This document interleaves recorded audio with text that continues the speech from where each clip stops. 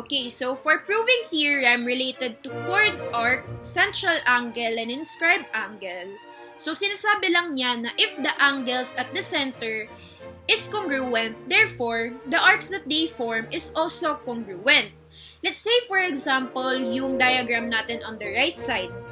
Kung mapapansin natin, congruent si central angle ni arc XY kay central angle ni arc ZF. So, na-fulfill niya or nasusunod niya yung theorem 1 natin sa proving theorem related to chord arc, central angle, and an inscribed angle. So, magbigay pa tayo ng example. Going down is we have here a Ferris wheel. So, kahit di siya mukhang Ferris wheel, so, kunwari na lang Ferris wheel siya, pero Ferris wheel yan. So, sabi dito, imagine that you and your friend is looking for a big Ferris wheel for a project. Tapos, nakita niyo daw to. And then, sabi ng friend mo, ito is example siya ng theorem natin, which is proving theorem related to chord arc, central angle, and inscribed angle. So, yung theorem 1 doon. Pero, ano nga ba yung reason ng friend mo? Kasi daw, the Ferris wheel, it's metal holding the cabin forms a congruent angle since pare-parehas sila ng pagkakagawa. Kaya nakaka-form sila ng congruent angles. And as well as since nakaka-form sila ng congruent central angles, therefore, yung curve edges nila, yung parang circumference ng Ferris wheel is, or mas kilala natin na arc in this theorem, is also congruent. Yun yung pagkaka-explain niya or yung reason niya kung bakit daw. Example to ng theorem natin for proving theorem related to chord arc, central angle, and inscribed angle, theorem 1. Moving on sa theorem 2, but still the same topic, which is proving theorem related to chord arc, central angle, and inscribed angle 2. So dito, sinasabi lang naman niya na yung dalawang minor arcs daw ng isang triangle will only be congruent kapag yung chords niya is also congruent. So, for example, dito sa diagram natin, si segment CD is congruent to segment HZ.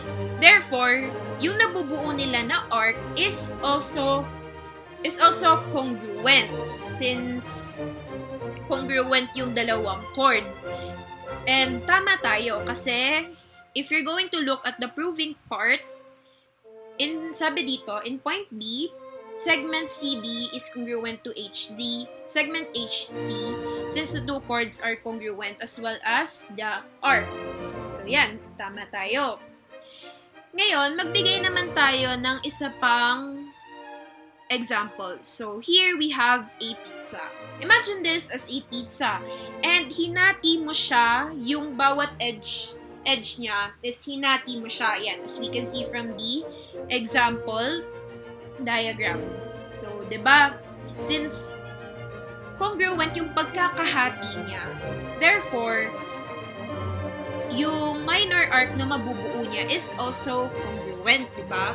Since yung straight line ng pagkakahati natin is also yung straight line or the chord na pagkakahati natin is also congruent. So, hindi mo siya pwedeng sabihin na equal kasi since hindi mo naman siya sa gitna hinati mismo eh. Kasi if ganon, nasa gitna mo siya hinati, that will be a semicircle. Minor arc yung sinasabi in the theorem eh. Okay, so moving on to common tangent external. So, ang sinasabi lang naman niya is, ito daw na si common tangent external is a line that touches both of the outside of the circle and does not pass between those circle. So, nasa labas lang daw yung line or yung segment. So, hindi siya nagpa-pass through sa circle or sa mismong circle. Nasa labas lang siya. Or, pwede rin natin sabihin na nasa may circumference lang siya ng circle.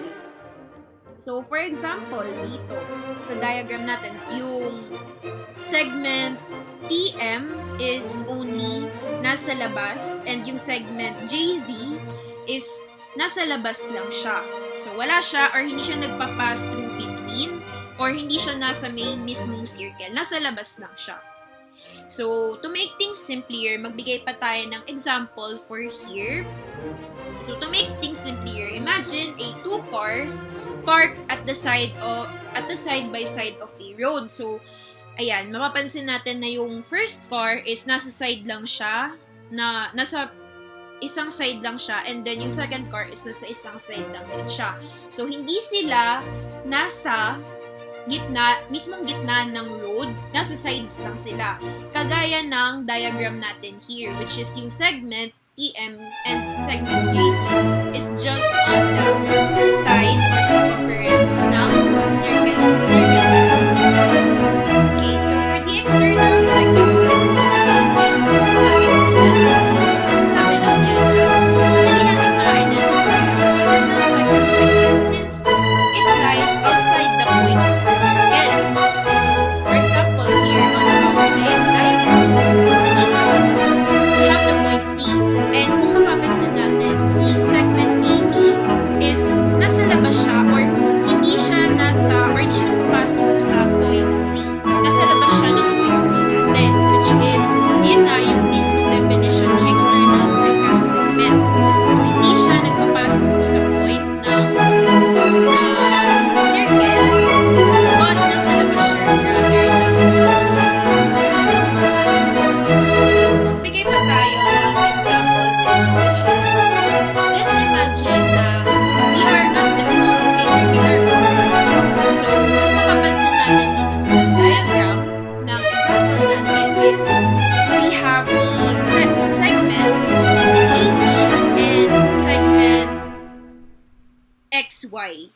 So, dito, mapapansin natin na hindi siya nag-pass through sa point C natin. So, nasa labas lang siya ng point C natin. Which is, yun nga, na-fulfill niya yung theorem ng external second segment.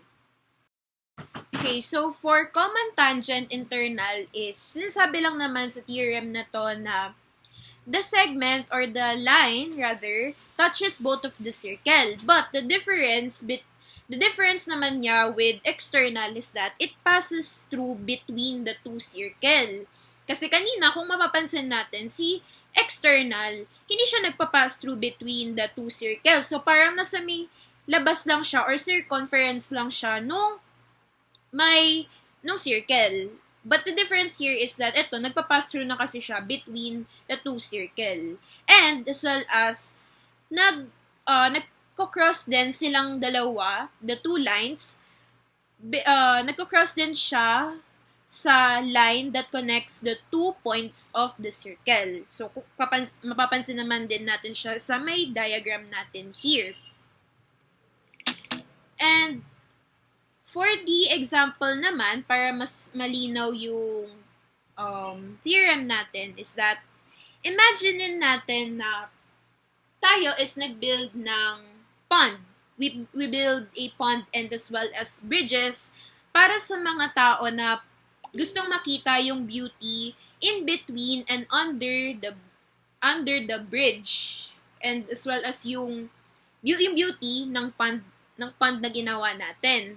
So, kung mapapansin natin is yung structure ng pagkakagawa natin ng pond and as well as ng bridges, it matches with the theorem of common tangent internal, since the first two bridges, it passes in between the two circular ponds. And it also crosses the line that is connecting, or the bridge rather, sa example natin, it crosses the bridge that connects the center of the two circular ponds. So, that's why this example na fulfill niya yung theorem natin for common tangent internal.